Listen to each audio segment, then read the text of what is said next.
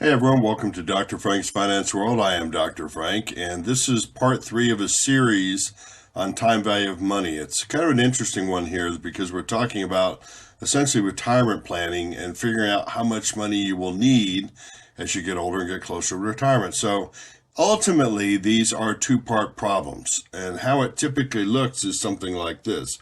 You're sitting here at time zero, and you know you need to save up to some amount when you get older and then you retire, and then you're going to live off that money all the way until you are dead.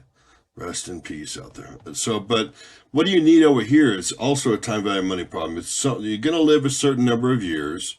You're going to need a certain return on the money that you do have.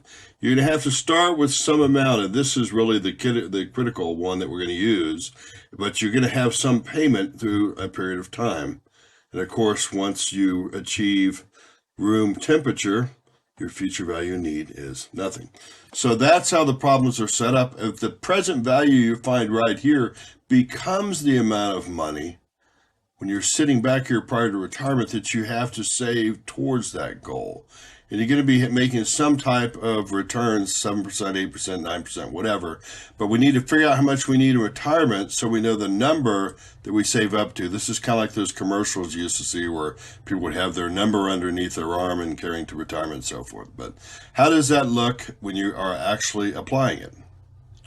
Well, here's an example. You're going to start by solving for what you need in retirement. In this case, let's say that you retire at 65, although I guess 67 is the magical number for Social Security these days, right? And you're going to live another 30 years, which is not uncommon. If you actually look at people achieving 65, I think the average age for women is pushing 90 now, and for men is mid to upper 80s. So you're going to live for a while out there. You're going to need 60,000 per year, and you can talk about today's dollars or not. I just keep it all in the same time frame to make it easy. And you're going to only earn 5% on your money. When you get into retirement, you don't want to take much risk. And it's really not that hard to earn 5% out there these days, depending on how you have your money divided up. But how much would you need as a lump sum after you retire? And it's an N out there. I'm going to bring up the calculator. So that looks like you're retired here for 30 years. There's the 5% interest rate. There's the payment you need in retirement. And they're going to find out how much you need. Of course, you're gone, so you don't really need anything when you're dead. But at any rate, putting that to the calculator, we have 30 is the N. We have 5% is the I.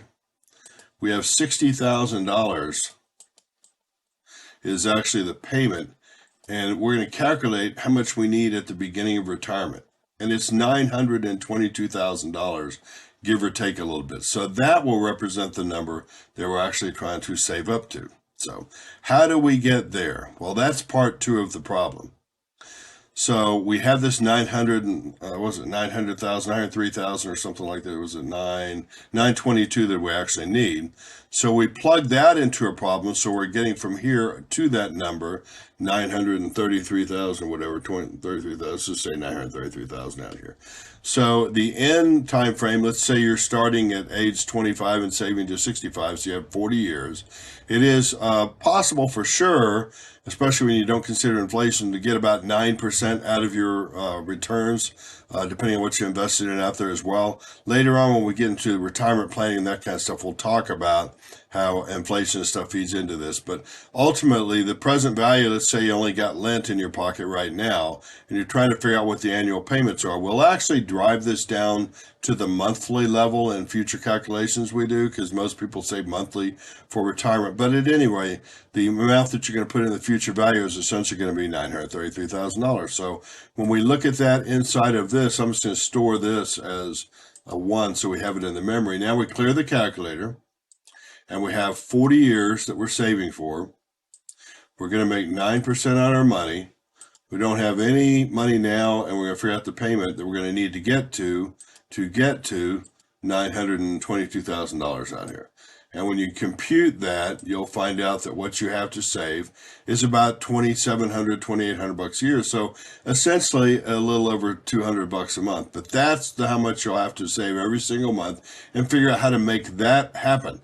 Early on, it may sound like a lot of money. Later on, it's nothing, believe me. But the longer the period of time, if we did this for 30 years, let me just show what that looks like. If you didn't start saving until you're 35, and I put 30 years in for the end, And then I computed how much you have to actually save.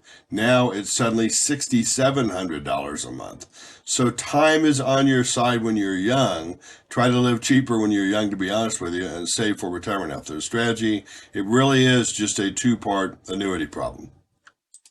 So there's one other iteration, because this is not actually that uncommon, that at some point in time, your parents or your grandparents will pass on money to you.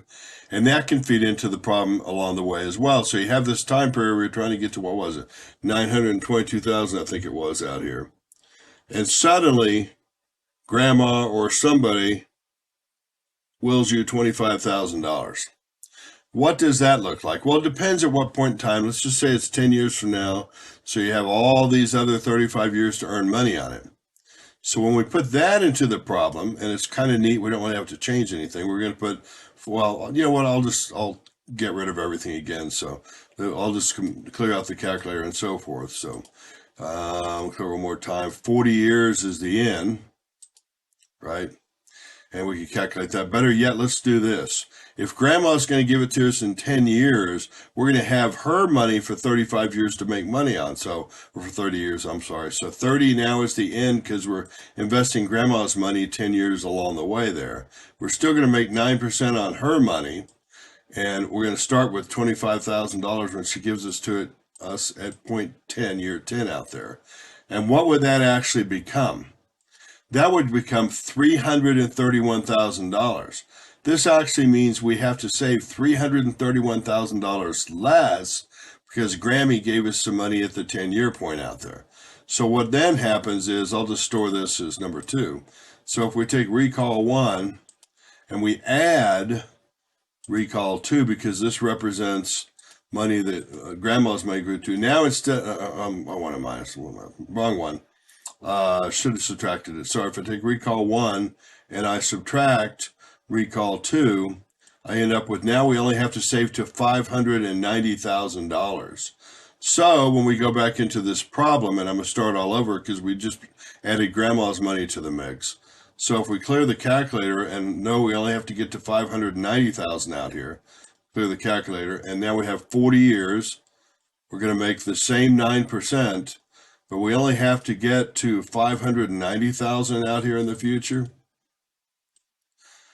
Then what we would actually compute, the payment now goes from $2,700 a month to $577 a month. Isn't that amazing? When somebody throws money at you along the way, suddenly you're saving, or a year, I'm sorry, you're saving $2,000 less a year and still achieving the same retirement you would have had. And that's pretty amazing when you finally get to it. Or another way of looking at it, instead of having 922,000, you'll now have 1.3 million out there with grandma's money, and you'll have a lot more money you could take out of retirement. So one of my favorite things along the line here, and don't think I'm mean when I say this, but some people will say, well, what if grandma doesn't die at year 10? And I say, well, that's why God made pillows, right? Just kidding.